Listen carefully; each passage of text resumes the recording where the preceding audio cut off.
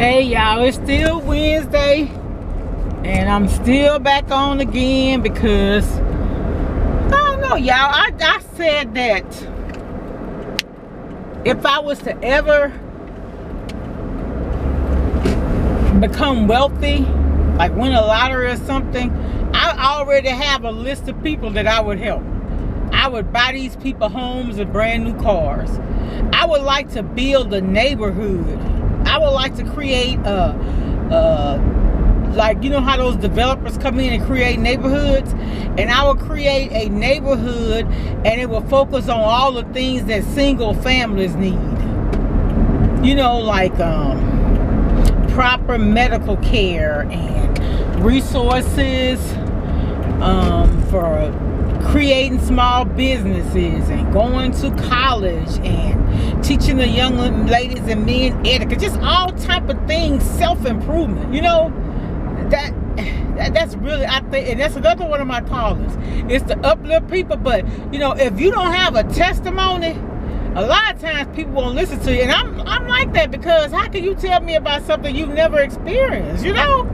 So yeah, I know single moms get a lot of slack, and I told y'all, if y'all have listened to my videos, my mom had 6 kids when my dad met her, and then they had 4. And then in the household, you didn't know that those weren't my dad's kids, even though most of them were grown and gone. But there was never any them versus us, that type of mentality. You know what I'm saying? My mom and dad bought a house in the 60s, and everybody felt welcome, whether they were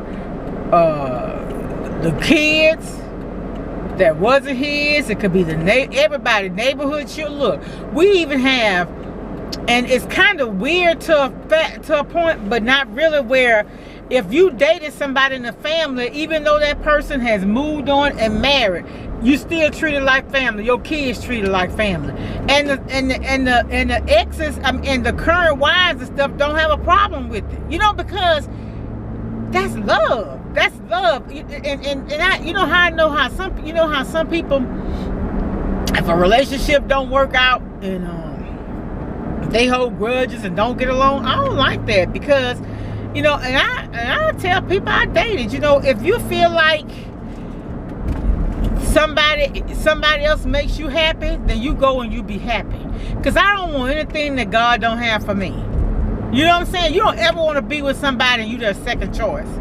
I remember this girl told me this guy come to her after, now I can't remember, was it after the wedding, which didn't make sense to me, or after the wedding rehearsals, what it is, and said, if you tell me now not to get married, I won't get married. But I think he was just trying to have his cake and eat it too. Cause you already finna say I do with this woman. I don't know about that one, but anyway, yeah. But everything with me, it's love. I mean, you know, I remember, you know how they used to say people had the Kool-Aid houses in the family where everybody go and feel welcome? That was my mom's house. And that's how I try to be. I'm gonna tell y'all something. Years and years ago, one of my daughter's exes came and applied for a position, and I interviewed him and everything, and at the end of the interview he asked me, was I my daughter's mother? And I said yeah. And I really believe he was shocked that I treated him the way I did, because I don't think their relationship ended good or whatever. I can't really recall, but I'm telling you, it doesn't matter what you've done. There's nothing a person could do to me to make me hate them. God didn't give me that type of heart. I may not like the behavior, but I don't hate the person. I hate the behavior. That's a totally different situation. Yeah. So, y'all, I mean, if you learn, and I don't think I've always been like this, but one thing I learned about life, what you put out into the atmosphere is what you get back. It's what you get back. I and I can watch how people react. Okay, do this one time. If you're ever in a store, and I'm rambling y'all, but I'm serious about this.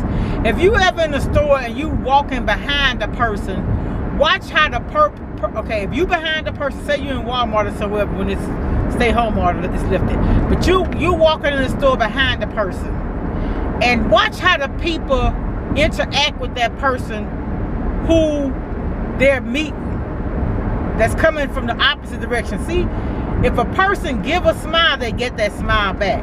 If you go around bitter, you know, a person, certain people can walk in the room and either make it pleasant or make it downright cold. Well, it's just weird. But I hope I'm that person that share. I want to be that beacon of light. I do. And I always smile. Because man, the Lord had brought me too far. And I didn't always used to smile. Even when I was smiling, I used to cover my mouth because I told you I had a big gap in the top and the bottom. I want to try to find that picture so I can show y'all. And that's another thing I was talking to y'all earlier, the single parents. That's another thing. If your children have some, like they need dental work and stuff, or they got super thick glasses, pay extra to get them some progressive lenses, and make a sacrifice and get them some braces on their teeth. Man, I'm telling you, having self-confidence is important.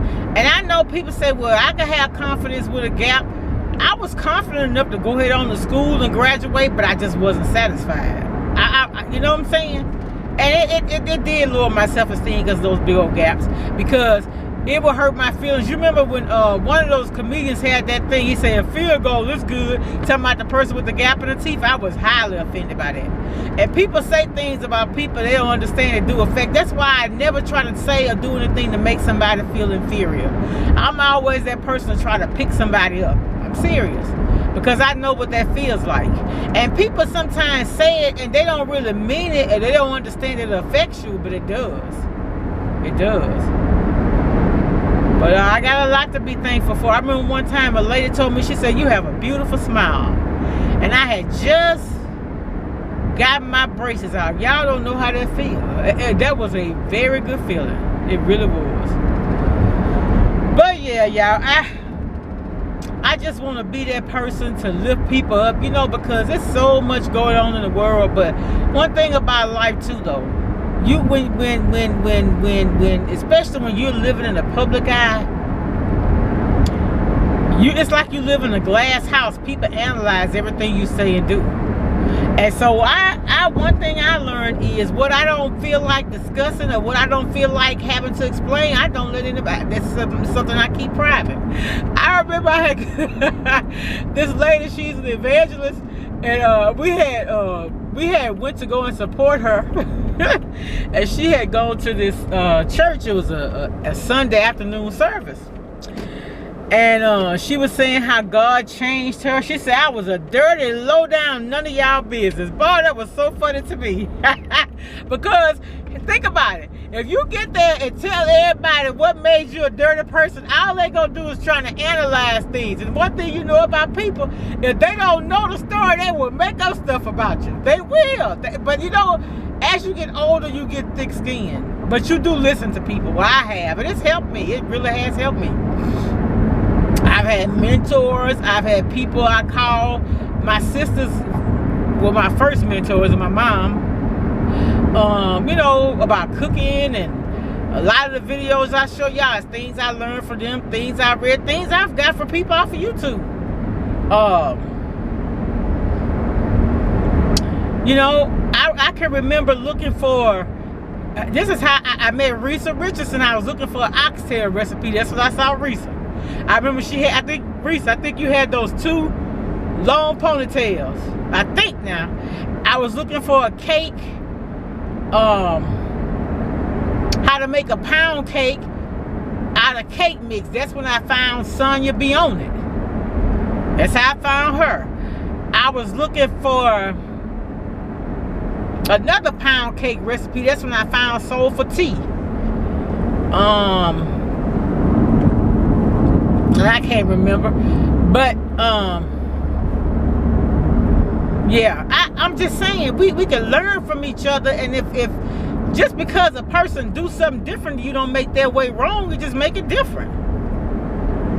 You know, I remember, you know, I cook in the kitchen at church, and this lady,